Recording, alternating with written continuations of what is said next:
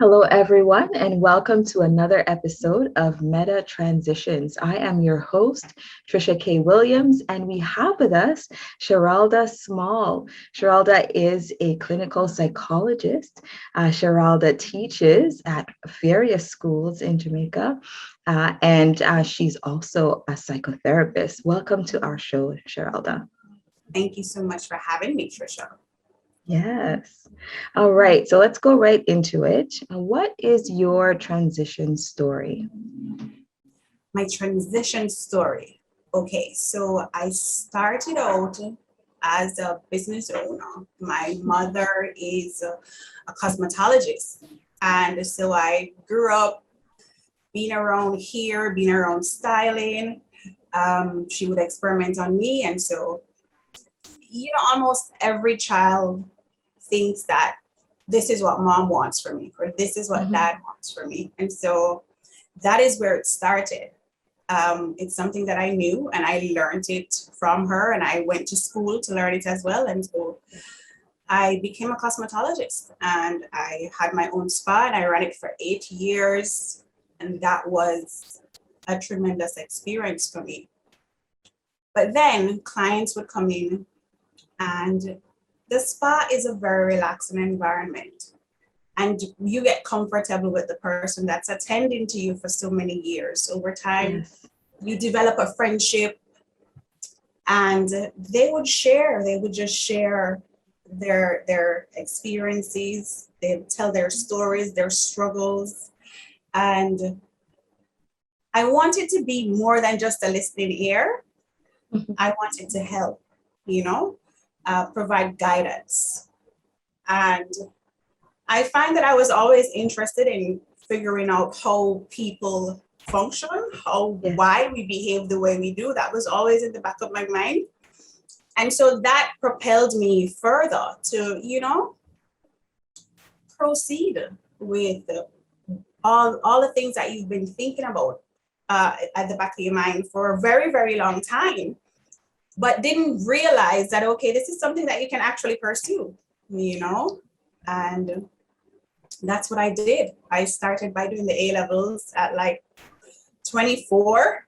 So I started late and I did the A-levels. I started college. I went to university, studied psychology, and I didn't stop. I did my master's and here I am.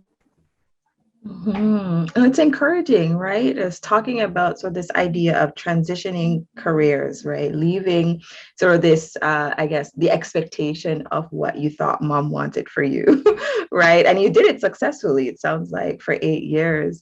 And then just sort of hearing those stories and experiences sort of opened up your possibilities to more. And then, deciding to go back to school, right? I find that piece of it encouraging, because so many people think, oh, I'm too old to go back and do this, or, I can't do that because of this. You didn't allow the excuses to, weigh you down. You decided to just do it, and you didn't stop until you got to where you wanted to.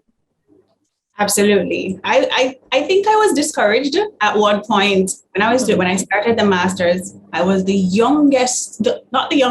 oldest student there, and I'm like, my God, I'm the old one here. So I was a little bit discouraged, but that certainly didn't stop me. My colleagues, they were so warm and friendly, and we're so tight knit.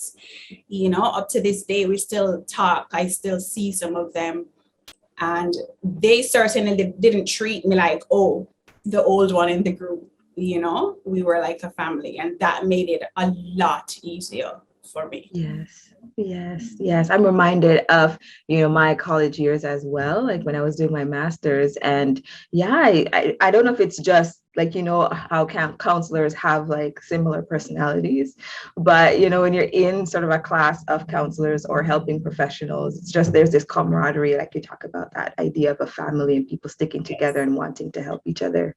Yes. I'm so happy that I was a part of a group that was so encouraging and so helpful. We helped each other in any way we could, just to get through the program, because that in and of itself is a it was a struggle for us all, and we kind of supported each other along the way. Okay, so maybe what I could ask you, right, is if somebody wanted to get into counseling, like what would the process be? If a young Jamaican is watching this today and they wanted to figure out how do I become, a psychologist, a clinical psychologist, what would they have to do? Okay, well, first they would need to get a bachelor's degree. They don't need a bachelor's degree. I know if you already have a degree in some other area, then you can do a diploma. You start there, do a diploma, get the undergrad courses that are necessary to go forward with the master's program. And once they've completed the diploma, they can go ahead and apply for the master's program. Okay. A friend of mine did the same thing. All right. No, that sounds like a really clean process right there. Yeah. All right. So if you're going from high school, then you do the A levels, and then you apply to do the psychology program undergraduate, and then the master's. Absolutely. Okay. And you But don't if have to stop there. You certainly don't have to stop there. You can do the PhD program as well, either here or in the States. Like you did, you went to Adler. I did go to Adler, yes, here in Canada, and I did the master's program. So I didn't do the PhD, but yes, no, it's very similar process here as well. Yeah, so you do undergraduate, then master's, and then you can do PsyD or PhD after if you want to. Right. Yes. All right. So we talked about, your changes from being a cosmetologist and owning a business to now being a counselor. And I guess, what is it like now being a counselor for you? Do you miss cosmetology, or did you incorporate it somehow? I don't miss it at all. You know why? Because I do it on myself still. So it's beautiful. Look at your nails. Thank you. It's not missing. I still practice, but I practice on myself. I absolutely love teaching as well. In fact, my high school teacher, she reminded me the other day that you've always wanted to teach. And so that kind of just happened, and it's all coming together exactly the way I imagined or I dreamed that it would. And it's really, really fulfilling to live the life that you've wanted for yourself and not what you think others want for you, going for your passion, your drive, your own drive. That is, it's amazing. All right. And the last question that I'll ask is, what are some tips, that you would give for someone wanting to transition from something, like cosmetology to counseling? Like what are some tips you would share with them, to make that transition? You know what? It's never too late.